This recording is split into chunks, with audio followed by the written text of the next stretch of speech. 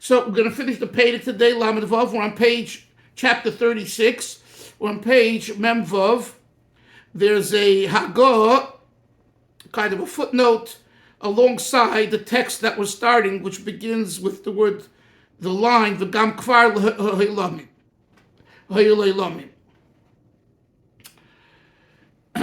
So I'm going to skip the Hagah for now. The Alter Rebbe said in yesterday's shir that we learned, the Alter Rebbe said that the tool and the instrument to hold on to and to be able to have the greatest gili of Hashem, the greatest revelation, and not be awed to the point that we cease to exist, is Torah. It began yesterday. And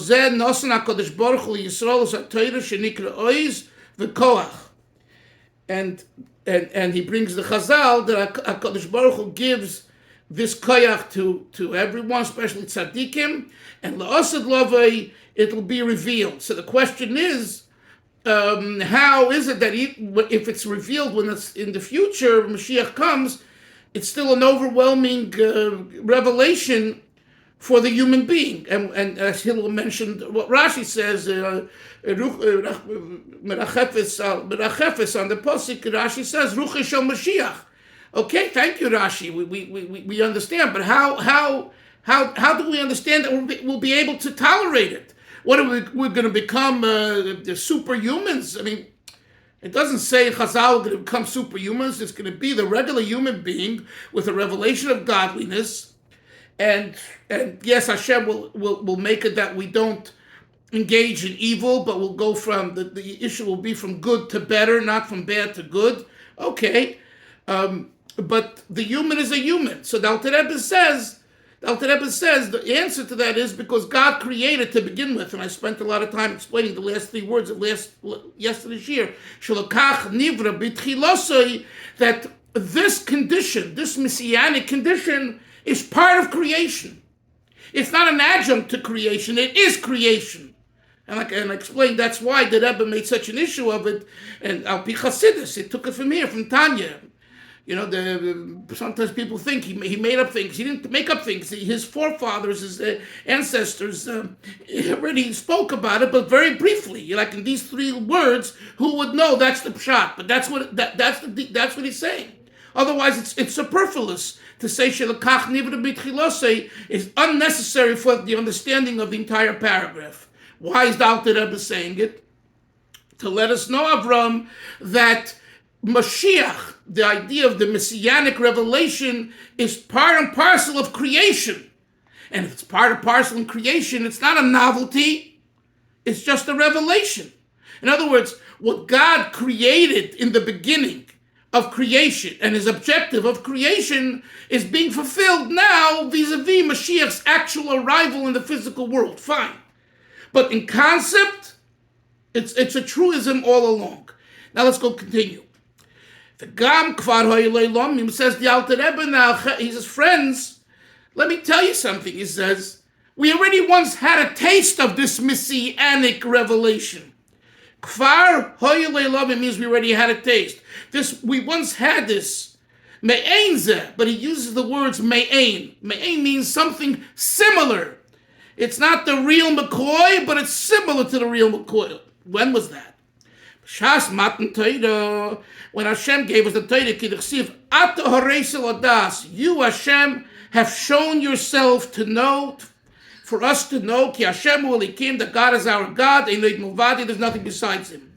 Says the Alter Rebbe, Horeiso Mamish, you actually revealed yourself at the time when the Torah was given at Matan Torah. Beriya Chushis, see, these are the additional words. Beriya Chushis means intangible, actual vision. In other words, picture yourself standing at Mount Sinai, Har Sinai, when Hashem gave the Torah, you would be able to see God. Now, don't ask me what that means, because I don't know it. I don't feel it. But the Alter Rebbe says, B'riyah chushis. It's not like the mind's eye. Why is Hillel, why is the Alter Rebbe saying B'riyah chushis? Tangible seeing? Because there's something called the mind's eye. I understand this is the way it is. No, that's not adequate. That's not what he's saying. He's saying that at Matan Torah, when Hashem says, Ata horeisa vadas, you, God, Ata horeisa, have shown yourself, that means he has shown himself. He has shown himself. I'm going to say begashmias, but God is not gashmias. Whatever God is, whoever God is, was seen. Okay? Let's continue. Now he's going to, V'chol ha'am royim es ha'kolos. The pasuk says, and the entire Jewish nation saw the sound. V'royim es ha'nishma. So the Chazal say they saw what was heard and they heard what was seen. U'pirush Chazal mistaklim lebizrach. Chazal tell us. They looked to the east. They looked to the east and they heard the commandment coming out of God's mouth. Anochi Hashem. So they looked to the four sides of the world, and above and below. And as the Zohar HaKodesh adds in Tikkunim, the less asar deloi mol minei imoin.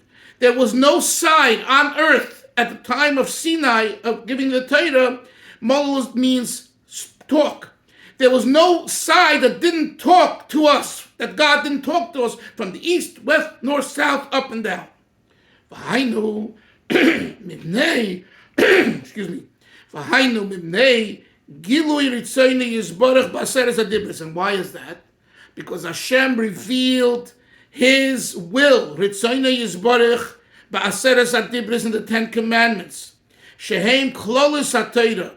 Right? The Ten Commandments, the Aseres HaDibris, are the generalities of all of the Torah. Shepnimius ritzoyne yizborach. They are the innermost will of God, v'chochmasei, and His wisdom. V'ein shom hester ponim klal. And in that domain, and in that experience, there's no separation and no concealment at all. As it says, Ki b'oir panechom, with the light of your countenance, your pnimius, nosata lanu, you gave to us, Torah's chayim, a living Torah. V'lachein hoyu b'telim, next page 92. V'lachein hoyu b'telim b'mitzias mamish.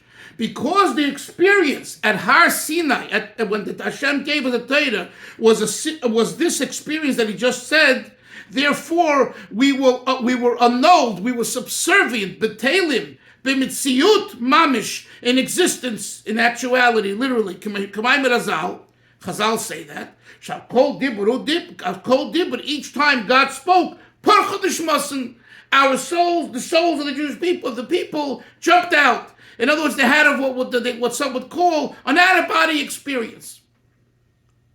How did they have this out-of-body experience? Because they heard the dibur.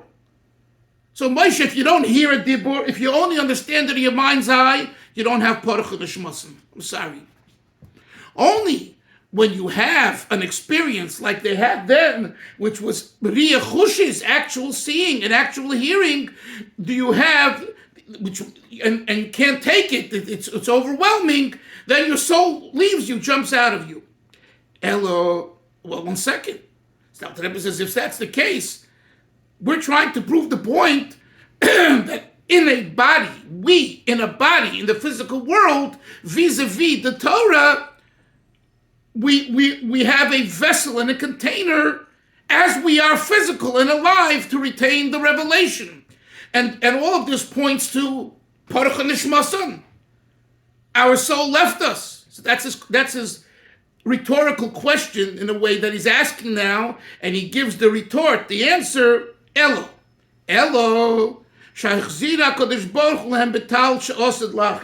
Yes, there was that experience at Har Sinai. Our neshamas left the body because of the overall revelation, but immediately God revived them through something called the dew, betal she'osad lahachyos, by es hamesim. It says in Chazal that when Mashiach will come, the dew will resurrect the dead. V'hu tal Torah, and this refers to the dew of Torah. I'll explain in a moment. Shenikra ois, that's called mighty, strong. Kamay Razal. Kol ha'esik b'Torah tal Torah mechayev. Chazal say whoever studies Torah, the dew of Torah will enliven him, will enliven them. So, in other words, like this, there's something called tal, and that's why we prayed for Geshem, but tal is Pesach. It's an awesome prayer. What's so awesome? Because tal is associated with tal of Tchias HaMesim. It's not just the agricultural and environmental issues of dew, of tal. It's associated with Tchias HaMesim. God puts something in the tal, that this dew enlivens a dead body. That's what it says in Chazal. So HaKadosh Baruch Hu employed that tal that will be used universally when Mashiach comes to resurrect the dead at the time when we had the Parcha D'Shmosam. So in other words, what the Alter Rebbe is saying is that case in point of this Chazal, that their souls left them, but there's another Chazal right there that their souls will return to them vis-a-vis the tal. Which tal? Tal of Torah. So that's the Alter Rebbe says. That supports my point in this chapter that we're learning now, that through the Torah, it's the tal that keeps you alive and not to flip out, to have the out-of-body experience where you don't want to return. And again, here, of course, this points to the idea, the difference between our Yiddish, our religion, Judaism, and other religions, where the purpose is not to be Parcha Neshmosam, to have the out-of-body experience and remain there, but to bring it into your life as you are on the ground, vis-a-vis Torah. Let's continue. So what happened? If Hashem gave us the tal, and He kept us alive after we had the Parcha D'Shmosam experience, what happened later? Transgression, sin caused the problem. V'nizgashmu heim v'ha'elam, and the Yidden, through the Chet HaEgel, became materialized, corporeal, and therefore until today, until Ad Eis HaKetz Hayom, until the end of the days, Mashiach's coming. At that time, guess what? There's Helim in the world. Now, what the Alter Rebbe is saying here, Hillel, is a deep point. He's saying like this, that the very core of the world is not concealment. The very core of the world is revelation. Because the objective of God is to have a world that will be His world, so it's a world of light.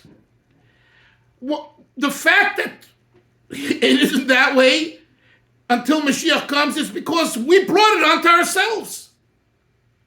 So that's an adjunct. That's not the essence of the world. It's a very important point, Moshe. It's a very important point. Like we discussed yesterday, the day before, do we see this world a bad place, or do we see it a gewaltige place, a great place? And the Alter Rebbe is saying here, it's a gewaltige place. But there's sin, there's transgression, there's war, there's terror, that's all adjuncts. And at that time, with the Chet HaEgel, we brought it on to ourselves. I'm sorry that we did it.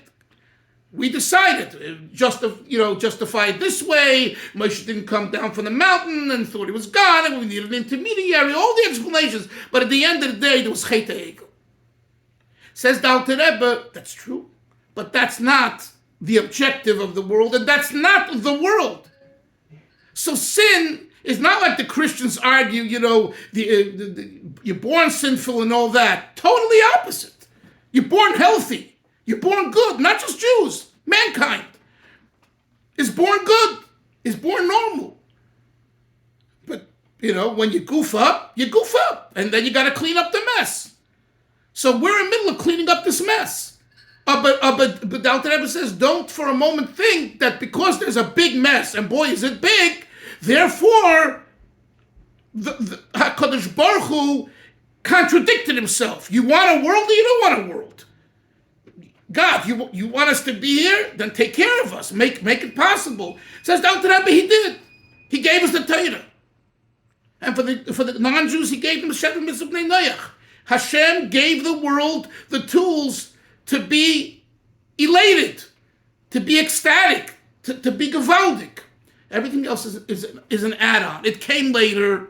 It's not in God's essence that he wanted that. Let's continue. When Mashiach will come, the physical matter will be yizdachich, will be refined. Haguf, the body will be refined. Va'olam, and the world, everything will be refined. V'yuchlu lekabel giliyoi Hashem, so that the gashmias and the guf and the world will be able to receive God's revelation. Sheliyoi liyisro, who will illuminate Jews, the Yidden al yidei HaTorah through Torah shenikra. It's called mighty strength. Now he continues that after Oz, like a period. Now comes another idea. And from the advantage that Jews are illuminated, we will illuminate the darkness of the Goyim Gamkein. Now here it's a very interesting thing. The Rebbe, the first time that he publicly spoke about Sheva Mitzvahs was, I think, in 1983. I think I was even at the Farbrengen. It was one of the weekday Farbrengens. The Rebbe already had written a Kitzur Shulchan Aruch for non-Jews. Did you ever know that? Yeah, and in fact, in the last 10, 15 years, Nissim Mendel Publications published it. But all the years, I guess some Hasidim, some people in the inner circle might have known about that, but it never came out for whatever reason. Then came that famous Sikha in the middle of the week where there was a hookup to all over the world, you can hear it, and he spoke about Sheva Mitzvahs. And the people, the right wing, Charedim said, Lubavitch Rebbe, we don't have enough with our own people, we're going to now proselytize Goyim. That type of argument. And the Rebbe responded, Al Pinigla. He showed sources, and of course the Rambam, that it's a constant obligation. The fact that we didn't talk about it till now, whatever, that's another reason. That who knows why. But don't tell me that it's not in the Rambam. It's clearly in the Rambam. And the Rebbe said, we see how the Rambam dealt with Goyim. He was a physician in the Sultan's palace, and on over the centuries. The Alter Rebbe says here that this advantage, this idea that we have the Torah, is not for us to be selfish and hoard it and keep it to ourselves. It's also to illuminate the darkness of the world and of the ummos, of the nations of the world. That is part and parcel of the Jew's obligation. So again, here I point to kind of, the Alter Rebbe already, the Rebbe's great-great-grandfather already 200 years before is alluding to the idea of sharing the message of Sheva Mitzvahs B'nai Noach. See, it's all in the packaging.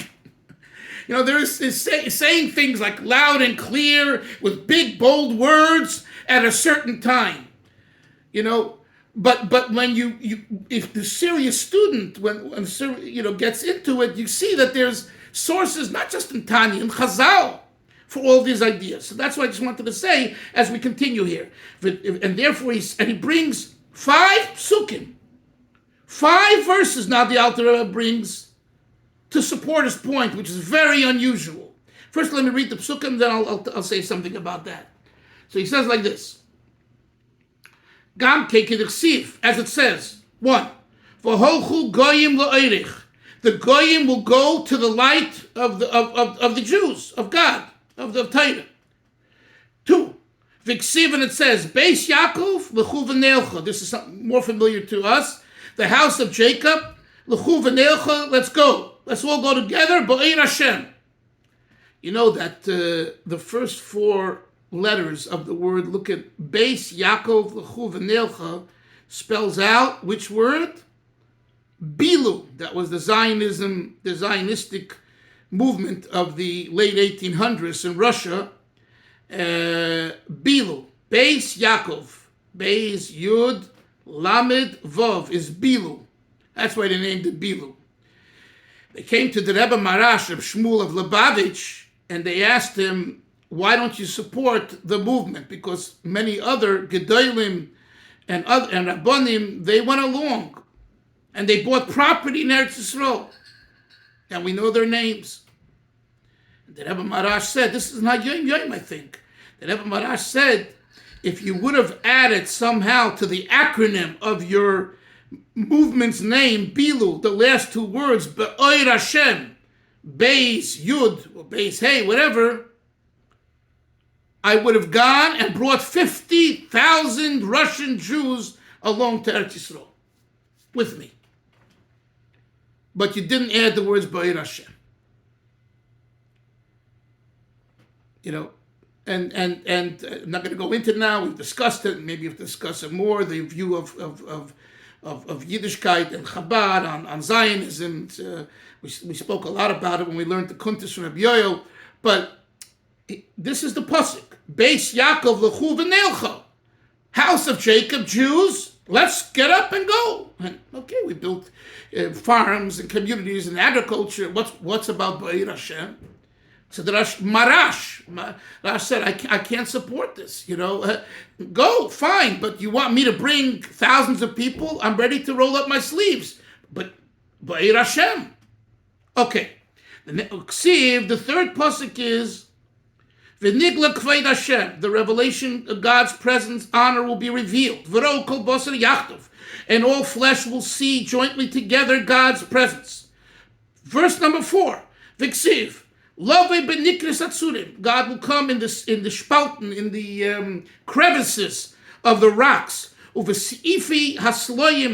and in another language of similar meaning, in the crevices, in the holes, the cracks of stones. Because of the awe of God and the exalted and the beautification of His exaltedness. And pasuk number 5, you will appear with the splendor of your royalty, and mightiness, upon all inhabitants of the world. So the question, of course, is, why do we need 5 psukim? What is the Alter Rebbe giving a shir here in Tanakh? So the answer is, the Rebbe's father says what I'm telling you now, that there's 5 powers of severity. Hey, Gvuros. Isser wanted some Kabbalah teaching. Here's the Kabbalah Isser. When we take Hoshana Rabbah, we bang those Shanas, we take 5, and we bang them 5 times. What does it say in the paragraph, Yehi Ratzon? Lamtokas, to sweeten the Hey Gvuros.